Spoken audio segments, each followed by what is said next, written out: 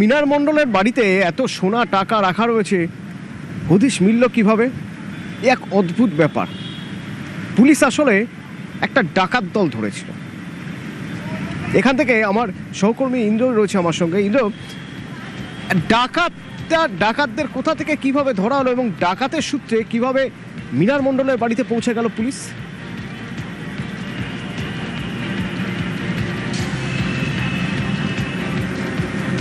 চায়ের দোকানে এই 7 জন ডাকাত জড়ো হয়েছিল। তার মধ্যে বোলপুরের একজন ছিল, পারুইত একজন, বীরভূমের আরো একজন এবং 4 জন ছিল ঝাড়খণ্ডের।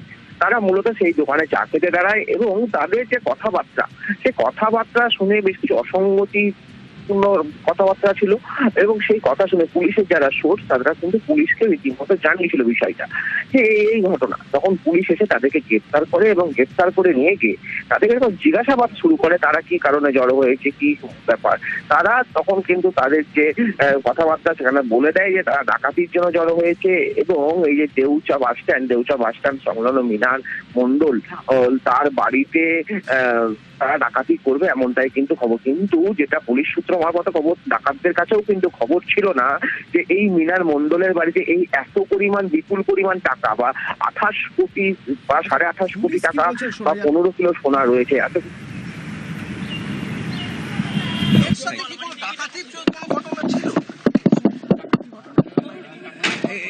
এটা আপনি যেটা প্রেস ব্রিফে যেটা আপনাকে ব্রিফ করা হয়েছে অলরেডি, এটা সোর্স মাধ্যমে এটা জিনিস করার পরে এটা করাচ্ছে।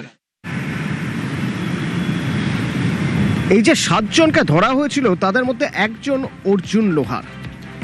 এই অর্জুন লোহার আবার বলা হচ্ছে নাকি এলাকারই তৃণমূল কর্মী এবং অভিযোগ অর্জুন লোহার নাকি অনুব্রত ঘনিষ্ঠ। ইন্দ্র, অর্জুন লোহারের পরিচয় কি? দেখো, একদমই যেটা বলে রাখবো, বোলপুরে যে নিচু বানগোড়া এলাকা রয়েছে সেই নিচু বানগোড়া এলাকায় এই অর্জুন লোহারের বাড়ি।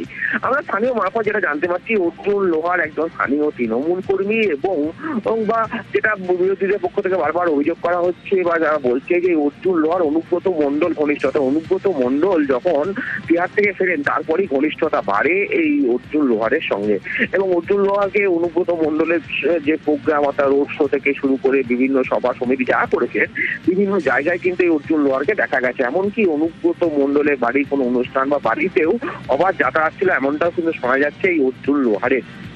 অর্থাৎ এই ডাকাতির ঘটনা বা ডাকাতির যে পরিকল্পনা থেকে পুলিশের উদ্ধার, এই সমস্ত বিষয়টা নিয়েও কিন্তু পুলিশ ইতিমধ্যেই তদন্ত শুরু করেছে। কারণ অনুব্রত মণ্ডল ঘনিষ্ঠ, আবার যে অর্জুন লোহার তিনিও অনুব্রত মণ্ডল ঘনিষ্ঠ। এই বিষয়গুলো নিয়েও কিন্তু পুলিশ ইতিমধ্যে তদন্ত চালাচ্ছে।